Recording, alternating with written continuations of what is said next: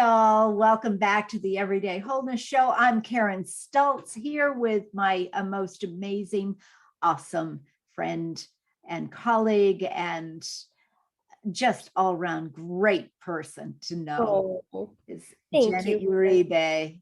Hey guys, I'm Janet. Thank you, Karen. That's a sweet intro. And I feel that way about you as well. Oh, thanks. Well, that's why we work well together. I know, we're so lucky we found each other. And how lucky we are to have found all of our listeners. Absolutely. Thanks for showing up, guys. But today, Janet has a really cool topic to focus on our wholeness and our every way. We do go up and down on our wholeness. Sometimes we're not as whole as we want to be, and sometimes we are. And today, what is our show about, Janet? Oh, it's basically, my friends, about resources and why we hesitate to invest in ourselves. And that is so often true. I was talking to somebody the other day, Janet, and our listeners about, all I need is more self-care. All I need is more self-care. And honestly, self-care is not necessarily investing in yourself. Self-care is wonderful and good, but you need to know the big picture of why and what investing in yourself really means, and investing in yourself to make your life easier, investing in yourself to feel better about yourself, investing in yourself to really be aware and allow the wholeness to show through. Yeah. And it's incredible because the investment in self, it doesn't, immediately when we hear the word investment, I think a lot of our ears go to, spending money on yourself. Yeah.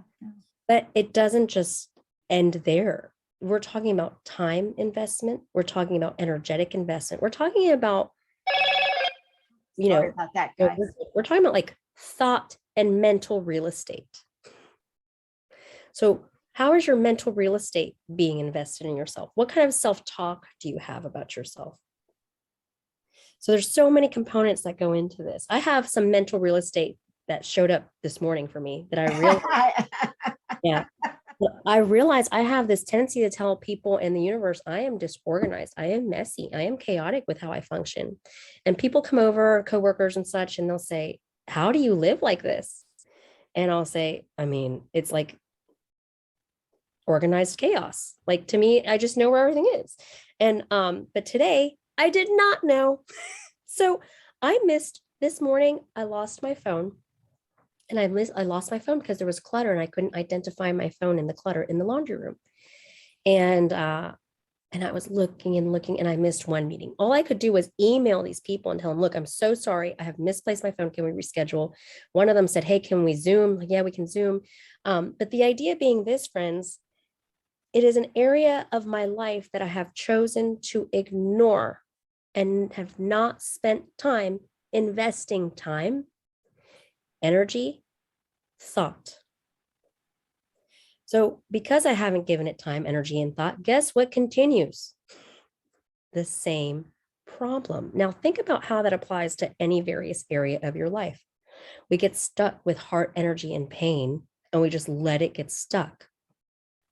We don't look for resources outside of ourselves. So this is what I did, my friends.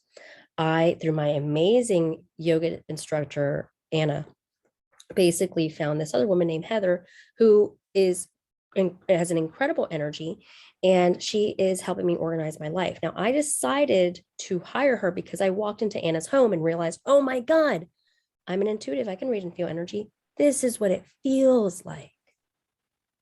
Whoa, I had no idea I could feel like this. I had no idea you can walk through your life and know where things are. I had no idea. One of my good friends says, why would Janet put her keys in the same place? That wouldn't add any fun at all. Well, that's absolutely true. When you clear your environment, which is part of the awesome life success system, is focusing on your physical and emotional environment. And when you invest in that environment that you are in, oh my gosh, yes, it just feels a whole lot better, but you have to experience it, don't you? You Yeah. experienced that when you walked in somewhere else. And and I remember years and years and years ago, my aunt, it was nice. My aunt had a nice clean house all the time. And it just felt good. Like you were expressing, it just felt good. And I was just a little kid. And I came home and we had so much clutter around our house. And I said, Mom, can't we do something about this? I know where everything is. It's organized clutter. Don't touch anything. And it drove me crazy. And I asked my aunt, how did she keep everything so organized? And she said, basically, she doesn't. She just picked everything up and put it in a pile behind the counter. Yep. And I said, oh, okay. So when I come down, I can look through my pile and take care of things. But the energy of cleanliness around, she didn't dust, she didn't vacuum. She just picked up and got all of the clutter out of the way so that she could focus on it at another time. Yeah. And I do practice that way. I learned that way from my ex-husband. When you're in a bind and there's a lot going on and you've got kids and commitments and soccer and this, you're in survival mode. But ultimately, friends, the lighter my vibration gets, the less I can even tolerate that. Yeah, exactly. Whole other thing that happens within the body as you start to purge, that the environment itself needs to purge. But let's get into this, guys, because if you think about universal principles that actually exist and how we're meant to function, okay, every one of us came in with a very unique gift, ability, talent, wiring, psychology, smile, body, whatever you want to call it, any of it. There is something to every single one of us. So we have resources to provide. But we'll get into hesitation to investing or purchasing some of those resources outside of ourselves. And when I was going through the early parts of my divorce, I was in a panic, guys. I didn't have a job. I didn't have a way to drive even. That's a whole other story. But so I couldn't even get a job that I had to drive to. And I did not know what to do. Most of us would freeze, eventually end up on unemployment, and these cycles begin. And then self-worth starts to lower. But I took this huge leap of faith and spent a good chunk of money, a lot of doll hairs, in investing in my mentor. And when I went into mentorship and left her life transformation program, this is Tammy Demirza, by the way, I 5 times my income. 5 times. I was making very minimal money at that time. And so the idea is, since then, I've doubled it, that 5 times. So the thing is, friends, I was resisting and hesitating, reaching out to the healers, the mentors, the life coaches. There was so much resistance, but why? And Karen, I know you can probably identify some for some of your clients you've had. Mine specifically, there were about 3. One of them was, you don't spend that kind of money on yourself. That kind of money's for a house. A house, guys. That kind of money's for a car. You don't do that on self. That's what collective society has told us. You're good. That's what our macrocosms or microcosms have told us, is what you do and what you don't spend money on. And so we fall into those ideas and don't take these leaps of faith for ourselves that could really transform our lives. However, as it continues on, there's definitely this idea for self, when I'm sitting there reaching into my hesitance and trying to understand it, of what is it that I don't want? And one of the things was, I don't want change, because I got addicted, hooked, attached, accustomed to, It was my normal of living in chaos, perhaps even an addiction to drama. So this is all about wholeness and investing in yourself. Friends, there's a little edited clip in there that we're going to have. You'll notice that we stopped. Yeah. But basically, yes. So basically, Karen, we were talking about it's, that need to, the hesitation comes from resistance. And for me, I wasn't accustomed to spending mega money on myself. 2, I was accustomed to my chaos. I was accustomed to the norm and what could happen if it changed. And the third thing that really comes forward for it as it relates to hesitating is where am I going to replenish this money from? Once I've done that, where's it going to go? How am I going to recreate it? And the thing is, friends, I just told you I 5 times it and then doubled it. So the idea is I did replenish it. But the biggest reason I was struggling, even moving forward, was because the heart was in so much pain. And there was so much convoluted information and limited perspective in That's it. mind.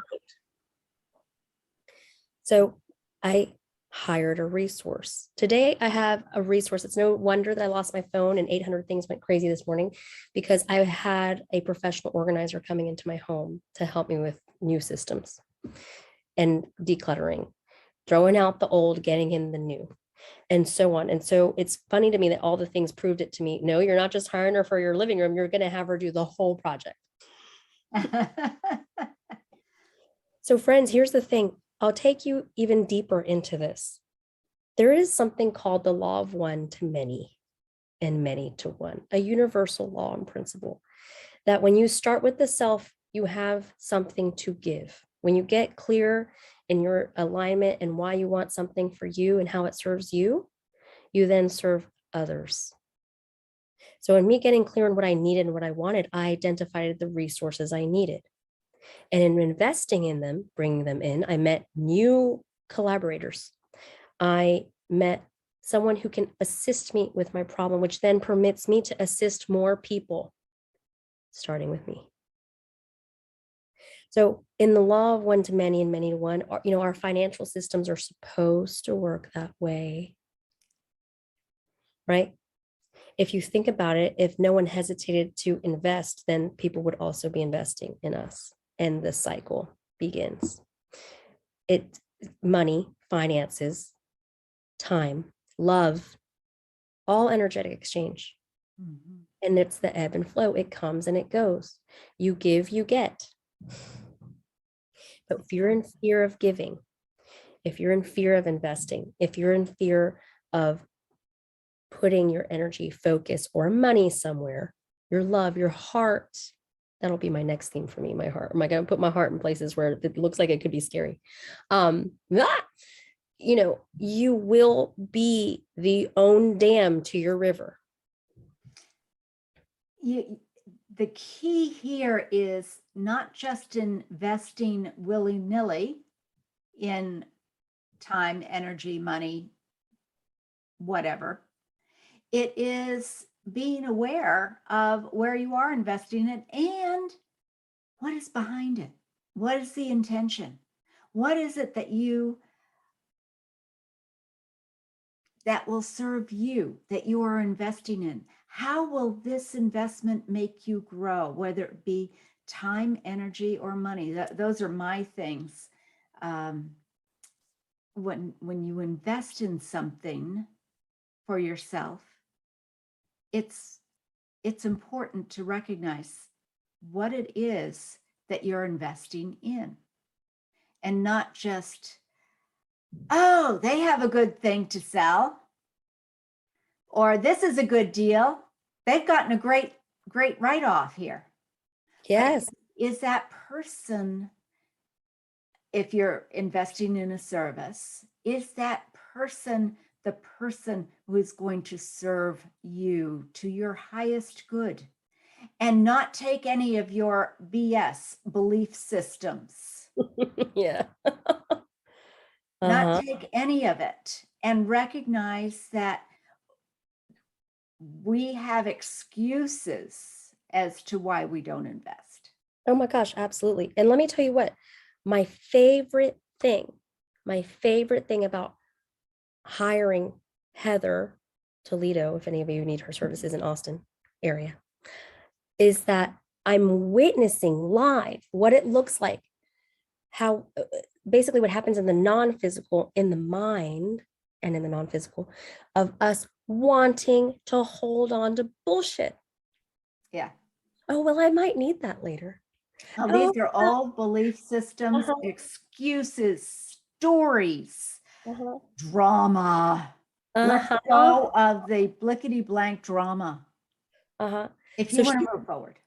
oh my God, yes. Let go. I love the blickety blank. You know, I always say the motherfucking. Um, let go of your motherfucking shit if you want to move forward. I love you, Karen. This is not for kids. No, I mean, if it is, if Well, you, they're using the same terminology, so it my all kids works. hear it. I hope they don't say it. Um, I never say this in front of children though, like other Oh, people's children. yeah, My yeah, own yeah, kids, yeah, it is just part of the package. But anyway, they picked me. Um, long story short, she's like, do you want this DVD? Do you want this CD? Do you want this? Do you want this? And I'm like, oh, but there's a memory. Oh, but there's a memory. Oh, but there's a memory. Oh, but there's a memory.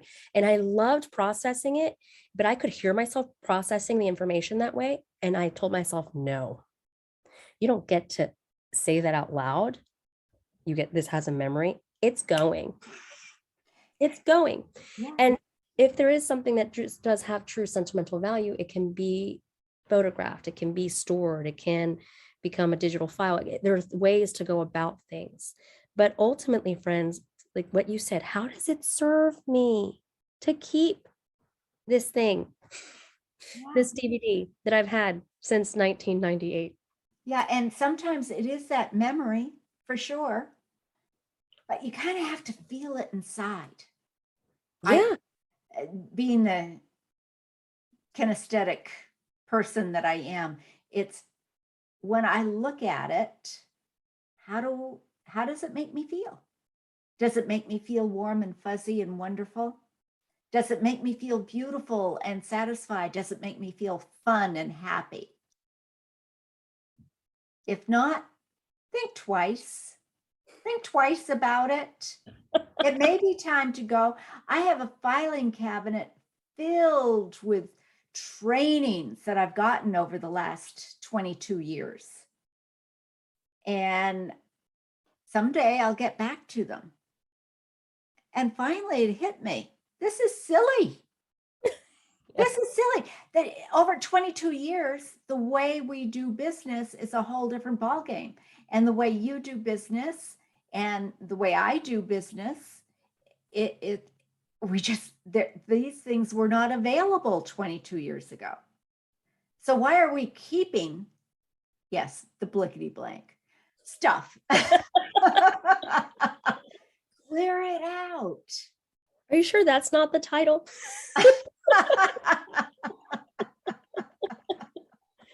Clearing out the blankety blank stuff.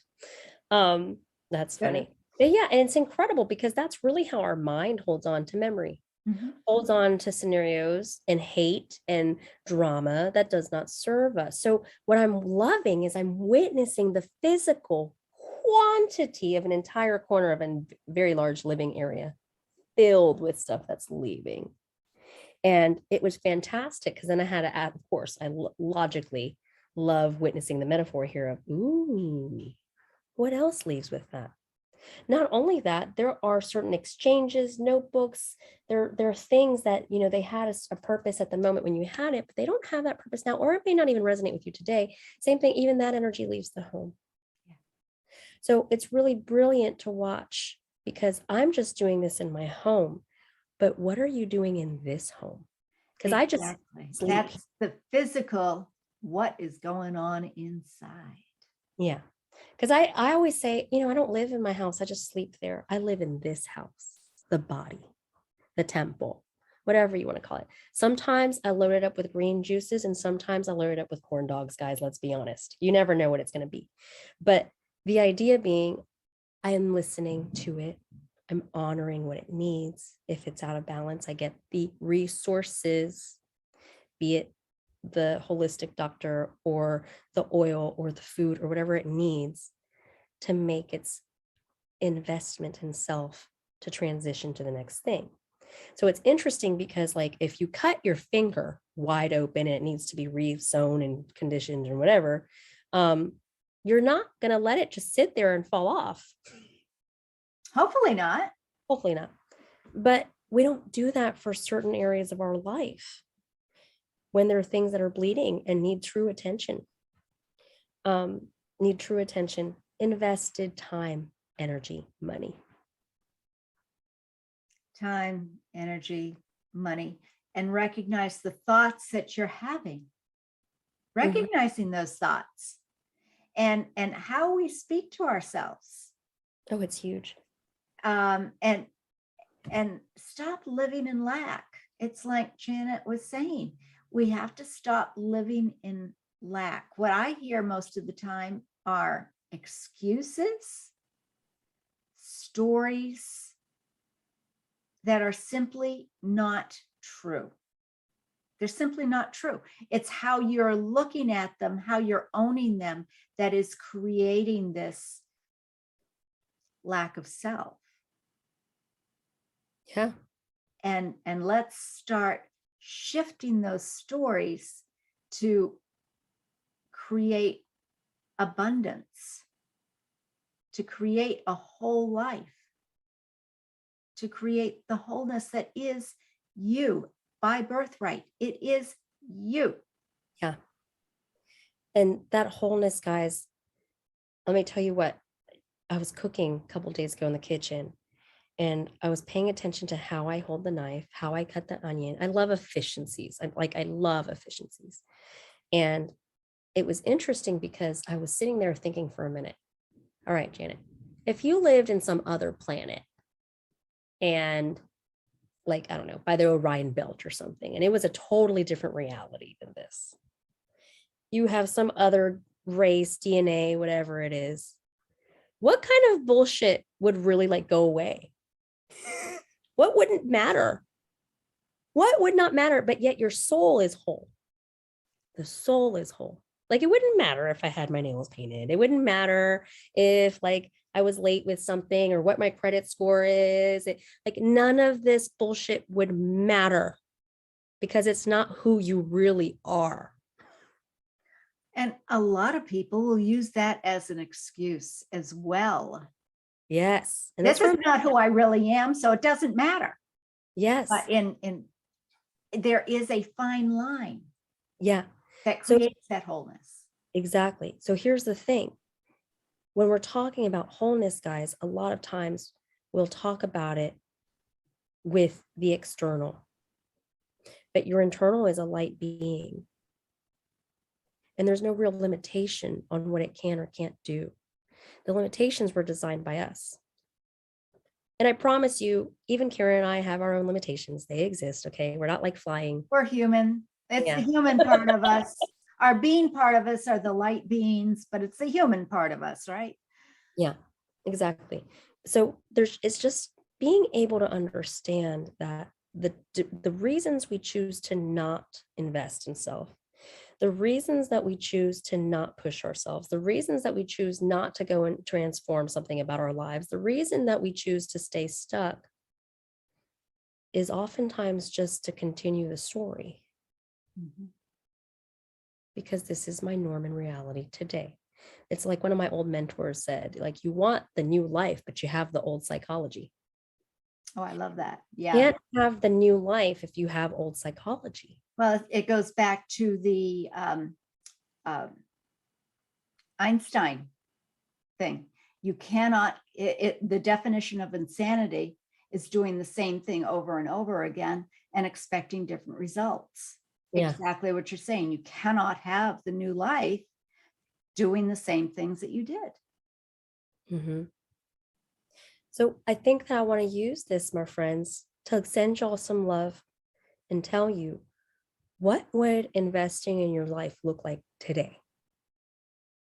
Maybe it's adding some lemon to your water because you can.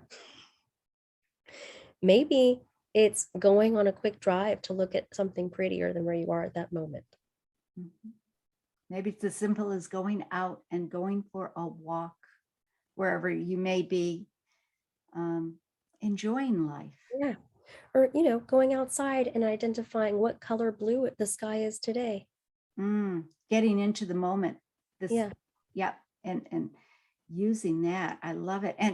And sitting down and journaling the things that you're grateful for. Oh, absolutely. Five things each day, Absolutely. morning or evening. I sometimes do it both, morning or evening, 5 things. But the key to this gratitude is not to repeat anything for 30 days. So each day you write down 5 things that you're grateful for without repeating what you have said before. Yeah. Tougher than you may know, but once you start, you really start to realize how easy it can be. It lifts your vibration so quickly. Mm-hmm. And I never knew that. I thought just thinking about it. And a lot of my clients are the same way. Oh, well, I think about it. I say how grateful I am, and I say thank you, and I know in my head. So I just say it in my head. Doesn't that work? No. It does work, yes, to a level, but skyrockets when you start writing it down. Yeah. Get a beautiful journal that you like, or make your own, or just take some paper. It's okay, whatever it is, but write it down. Just 5 things. I'm grateful that I can stand vertical today. I haven't said that for a while. I'm grateful that I get to hang out with my friend Janet today. Haven't said that for a while. I am so grateful that we're beginning to get a thunderstorm and my internet is working. I am thrilled about that. I met somebody new today. I have the resources, and we found out we had a common friend that we didn't know we had. That's cool. And the 5th one, I just am thrilled that I have my own little space for working in that is mine, filled with the things that I love and cherish as I look around, and it lifts my vibration. Just 5. That's it. You can do more if you want, but 5 things. They don't have to be big and huge. They really don't. They can be, but they don't have to be. But yeah, it's so simple, isn't it? Guys, Janet knows I like easy. I like simple. Well, simple is not always easy. True. Heaven knows. Uh-huh. True. But it doesn't have to be as hard as we make it. It is a story. If it is hard, it is a story that you are making up. That's all there is to it. And that may sound harsh and you may not believe it, but it is a story that you're making up. And if there are aspects of that story you want to hang on to, great. Just be sure you know why. And if there are aspects of that story you don't like, it's time to change them. It's time to change them so you can be whole. And that's what Janet and I are here to help you with. So how can they get in touch with you, Janet? Well, I have only been working word of mouth, friends, for I guess, a year and a half. And she's 5 times her figure, her financials, twice, 3 times, 4 times. Yeah, it's really incredible. The idea is I will probably get a website with it shortly. I've been talking about that, doing it at the end of the summer. I just need to get through the other part of my business first, getting it in order. And then you can actually email me at janet.uribe.source@gmail, janet.uribe.source@gmail.com. Awesome. Same for Karen, friend. KarenStoltz.com. Awesome life, friends. I love meeting with Karen because one of the things that I have just described in my life is that it is chaotic at times. I'm a channel, but I know that my channel is about to be even crazier because I'm starting to live a lot of these principles that Karen tells me. It's like, it doesn't have to be that hard. And it can get irritating. I recognize that. But until you actually, it's like I was taught years and years ago, and I resisted. Boy, did I resist when somebody said, just feel into it. It's all fine. And no, it isn't as easy as you say. It simply isn't. Well, that was my story. That was my story. And I found that writing down in a journal, a gratitude journal, 5 little things, my life started turning around. And honor whatever it is that you choose. Take responsibility. Honor whatever it is you choose to do. Appreciate the fact that you're doing it. And if it's something that you really don't appreciate, let's take a look at that. Let's release that because it's not yours. It's time to make that change. And if not now, when? So Janet is there to help you. I'm there to help you. And love to have you comment in our YouTube and on our podcast. It is such a joy to be with you each week. And thank you. Thank you for helping make Janet and my life whole. Because we're all in this together. We are one world. Bye-bye. Bye, friends.